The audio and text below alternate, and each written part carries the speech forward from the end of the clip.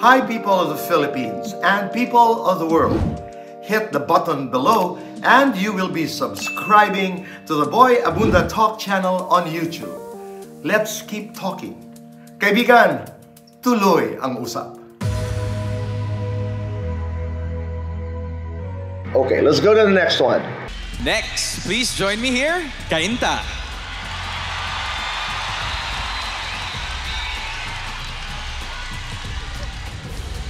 Thank you. Women have inspired you all throughout your life. Now tell us about how you have inspired another woman. You know, I've been told many times that I am too short to join a beauty pageant. But now I realize that pageants are a representation, a reflection of that very nation. And tonight, I am not only representing myself, but every Filipina woman who sees themselves in me.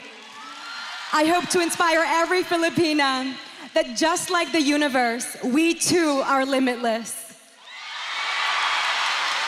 Thank you. Thank you, Cainta.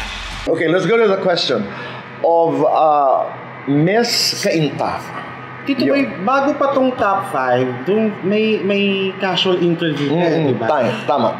May humor yung sagot niya doon. So nung dumating dito sa top 5, hinihintay ko rin na sana ganun din para talagang edge niya yun. Pero parang naiba yung dating niya dito. Naging serious siya, parang naiba rin yung sagot niya doon. Parang malayo doon. Ito yung I'm too flammable. Yes, yun yung unang sagot. Parang siya hairspray down.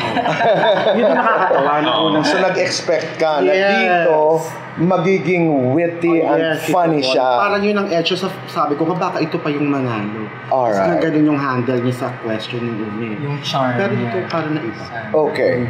Ikaw naman, Jam. So sir, ako naman, by just listening to her, I think nasagot naman niya. Ang sabi niya, before she thinks na she's too short to join beauty pageants. And then, sinabi niya na na-inspire niya ang mga Filipina who sees themselves in me. So I think she's referring to Filipinas who are short. So yun yung interpretation ko doon. So doon lang ako sa sa lagi natin sinasabi na end strong. Na kung papakinggan mo naman yung just like the universe, we too are limitless. Well, that's amazing and that's parang incredible kung first time mo yan marinig. But it has been used too many times kasi. I liked her answer actually. She started with small. Hindi lang niya na-develop ng maayos. Yes. Di ba? How do you do that? You become very specific. You go to an experience. Yeah.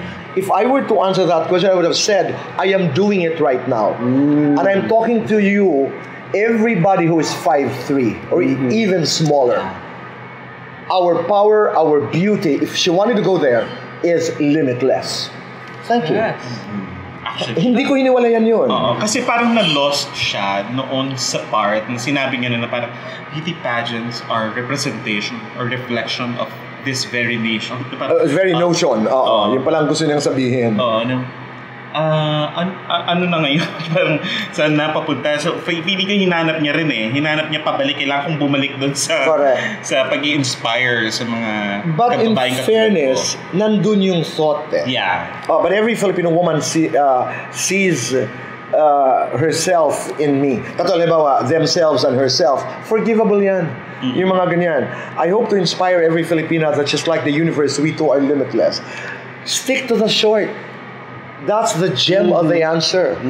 Ang gusto ko nga malaman sana kung anong height niya. Miss Australia was 5'3". I am 5'4". Bravo to small women. Our beauty, our power is limitless. That's what I'm talking about. Anong nangyayari kaya sa isip ni Sir Boy? Para makita niyo No, but yung mga punctuate it with a strong line. Kasi hindi ko hiniwala yan. Doon lang ako sa short. Yun lang ang ano. I'm sure we would also be seeing Miss Cainta in future pageants. And I think she's really a winner. Okay, let's go to the next one. Next is Bulacan.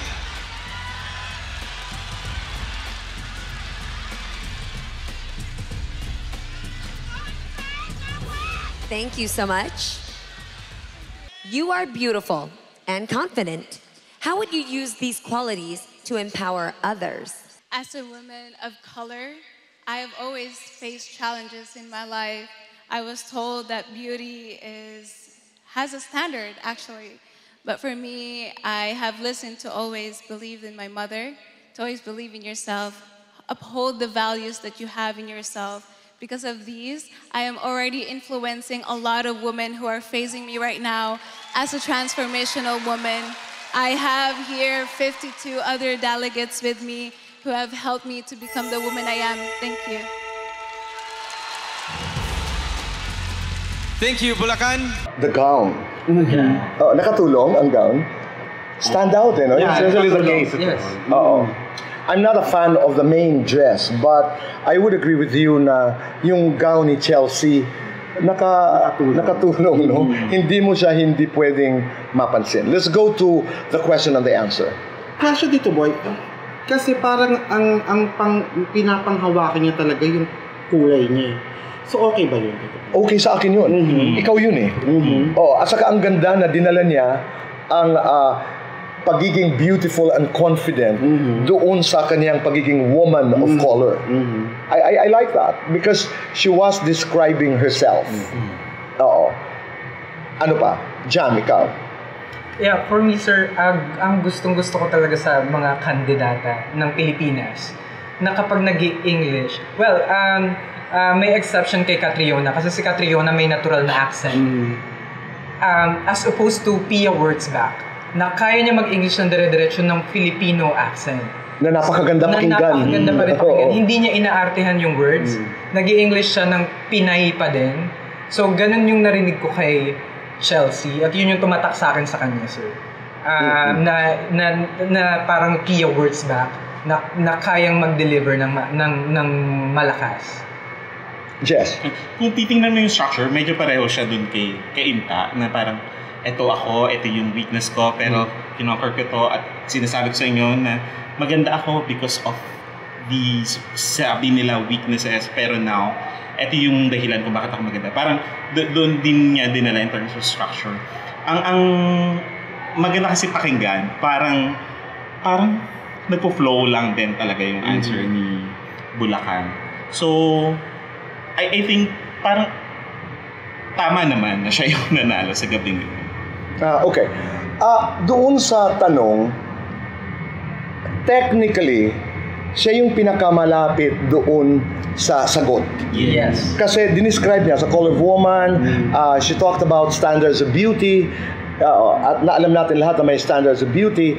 Tapos, pero sinabi ng nanay ko, believe in yourself. Yeah. So, pumunta siya doon. Tapos, at pinaniwalaan ko ito. And because of this, dahil sa paniniwala kong ito, kasi may how eh. Yes, bro. How would you use these qualities to empower others? And because of these belief, dahil sa paniniwala ko sa nanay ko, I am already influencing. So malapit siya doon sa sagot, no? A lot of women who are facing me right now. Actually, yung kanyang last sentence is an added side to this whole discussion. Kasi ang sabi na niya, as a transformational woman, I have here 52 other delegates with me who helped me become the woman I am. Yung paano naman siya tinulungan. That's not even necessary anymore. Nandamay. She could have ended in, and because I believed my mother, I think, at ano yung pinaniwalaan niya sa nanay niya? That you are different, that you're beautiful. You're a woman of color, but you are beauty queen material. In other words, basagin natin yung standards of beauty na sinasabi nila. I believed my mother, and I think with this, I am influencing women out there. Sinagot na niya. Yes.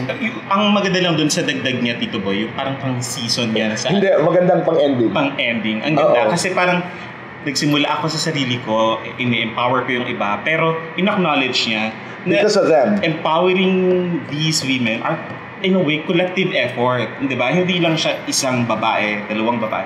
Ang ganda lang na sinama niya yung 52 other women. No, ang maganda doon yung because of the 52 other women, I have become the woman that I am. At saka sir, aside from the way she speaks, na tumatak sa akin din, she won that night. At pag tiningnan mo at hinimay mo yung sagot niya, ito yung kanina pa sinasabi ni Sir Boy, na huwag kang humiwalay sa core mo. Core niya yan lahat. Woman of color. Nanay. Ano ang naniwala sa nanay? Naniwala sa nanay. Tapos paano siya nag-influence? Correct. So lahat Nagdagdag pa. Nagdagdag pa. Core niya yung lahat. So Brave. hindi niya kailangan mag-memorize and everything.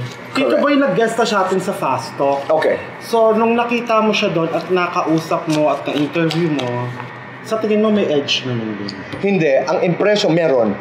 Pero yung impression ko... hindi.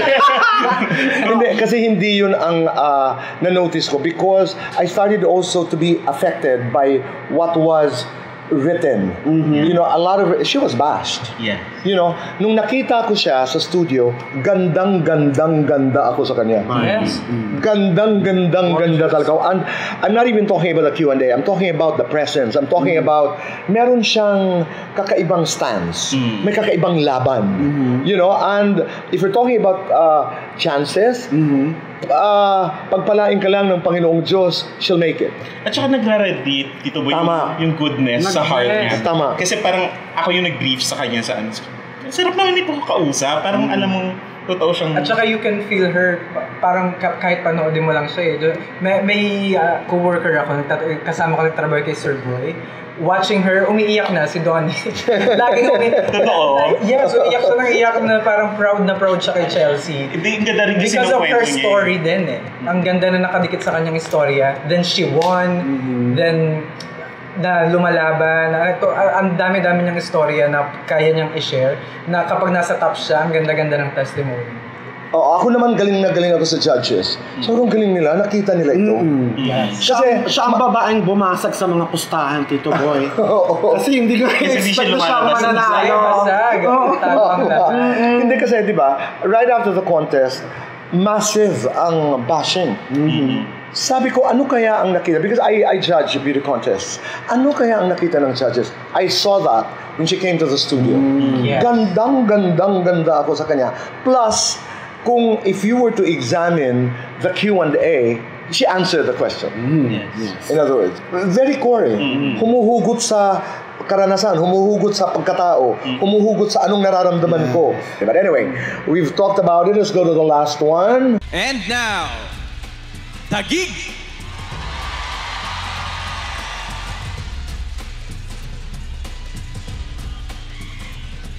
Thank you.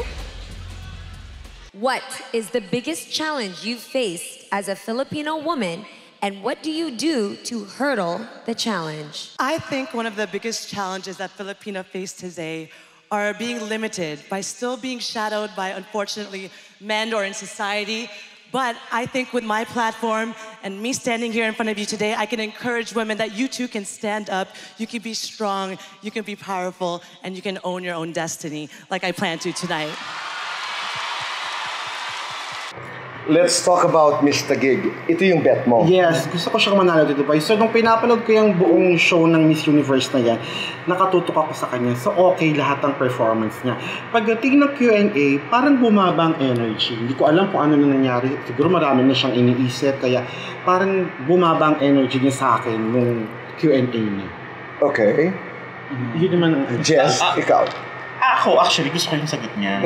Gusto ko yung sagot niya kasi yung kung pupuntahan mo yung context ng sinasabi niya, medyo problematic pa yung society natin. I mean, nandyan pa rin yung patriarchy, etc.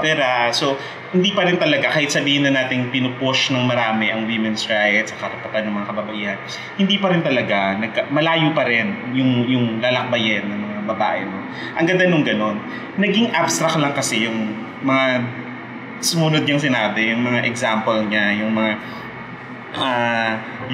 ito na yung standing here in front of you today, encourage women that you too can stand up, you can be strong.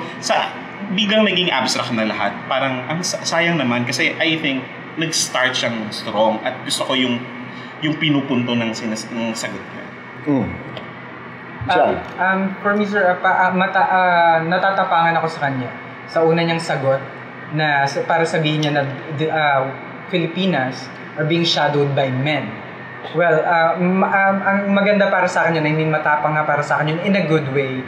Pero yung pagkakasunod-sunod lang ng sagot niya hanggang huli, na parang ang dami kong tanong. So, dalawa ulit yung question dito ha, what and what. So, I think nasagot naman niya yan, sir. What is the hardest challenge and what do you do to hurdle that? So, yun nga, being shadowed by men. Ang pangalawa niya namang sagot sa pangalawang tanong ay stand up, you can be strong, you can be powerful. So, is that... I think overshadowed ito, no? Apo, being Instead of overshadowed. just shadowed, no? Okay. Overshadowed by men. There are 2 whats in the question. 2 whats in the question. I think she was able to answer both naman. Ako bet ko yung second question, yung answer niya lang sa pangalawang what is hindi lang kompleto sa akin. Parang ang maganda parang kunyari kung abstract yung first statement mo, ang sunod mo mas malinaw, mas concrete, mas nakikita, mas naaamoy, nanay, experience mo yung ganun. Baliktad kasi nangyari sa kanya, ang linaw nung una, sir, biglang lumabo ng kaunti. Dito talaga naglalaro yung mastery of language. Dito naglalaro yung but I agree with you that the gig had one of the better answers. Pero dito, what comes into play is the mastery of words. Dito, mapapansin mo yung mahilig magbasa. Alam mo yun? And then again, I like that word na ginamit mo, Jess. Brevity is key. All she wanted to say was, the biggest hurdle is the fact, the truth, that in this country and in others, men rule. There was a time in our history when we were mere shadows and extensions of men, of our fathers and our husbands. We had no voices. Ang pangalawa lang na layer kasi, ang tanong ay, what did you do to hurdle that challenge? What Miss Taguig decided to do was to give an advice to other women, to stand up, you can be powerful, you can own your destiny like I planned tonight. Ang ganda nung like I planned tonight. I loved that tack na paano niya hinurdle yung challenge. It started with an advice na you can be powerful. You can break, this whole cultural, prejudicial notion that it is his story. Tonight, let's make it her story. Diba? Pero kailangan maliko talaga ang utak mo on how you can make that yours. That's all she wanted to say. Diba? It's his story or history. And tonight, let's break that by making tonight her story, our story, your story, my story. Thank you. Ikaw, Jess, out of the 5 candidates, kaninong answer yung favorite mo sa kanilang 5? Actually, gusto ko siya. The last one. Yeah, the last one. Ako siya at saka si Chelsea. Tsaka si Chelsea. Gusto ko silang dalawa. Ang gusto ko lang sa kanya, yung mas yung gusto niyong ipunto Ang ganda kasi pag-usapan ngayon, lalo na sa mga... Ako gusto ko rin yung sagot niya. Itong si Miss Taguig. She was in the batch of Pia. I was told. She was in the batch. I don't know kung, di ba, 3 beses sumali si Pia. Hindi ko lang alam kung alin doon. Noong tinanong ko, di ba, si Chelsea, kung sino talagang binabantayan nila, kung meron man, siya. So she must have been a very, very strong candidate. Kasi para sa iyo, winner siya, di ba? Siya talaga. Nasad ako nung hindi siya nanalo. Oo. Pero pwede pa naman siya. Pwede pa. Wala nang ata siya for me. Walang age limit. Remember magaling. Yun lamang, maraming salamat. At ito'y ating dinaanan dahil marami tayong napapanood. We wanted to to do our share with regard to the Q&A of the recently concluded Miss Universe Philippines. Sana'y may napulot tayong lahat doon sa aming mga pinag-usapan. We will try again. We will be better. We look forward to doing this again next year. So, in conclusion, Alter, anong nais mong sabihin in the context of Q&A? I think... thank you for that wonderful one for question, Tito Boy. I think you should be an epitome of love, freedom, and service, which is a true example of a modern, dynamic, and global personality. Thank you.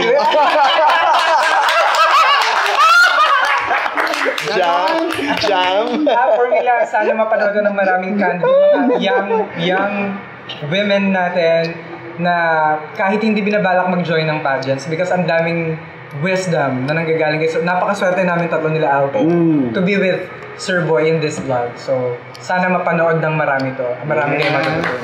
Oh, Jess. Maganda yung ano niya. Salamat din. Jess, maraming salamat.